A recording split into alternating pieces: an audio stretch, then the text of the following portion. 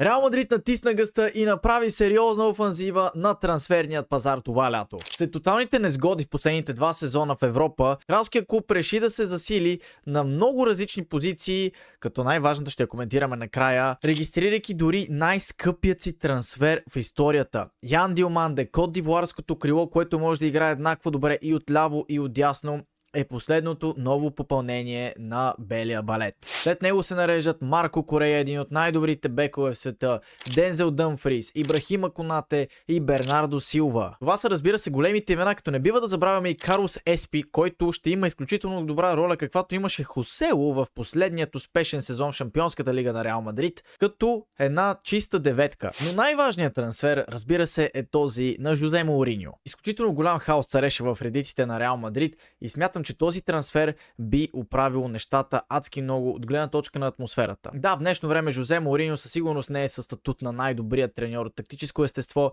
но пък репутацията му и начинът, по който той влияе на футболистите, мисля, че е достатъчна да бъде повече от достойна за отбор като Реал Мадрид. През първият му престой не успя да направи белия балет европейски шампион, но дали ще успее при този престой, кажете вие в коментарите и кажете как оценявате този трансферен прозорец на Реал Мадрид.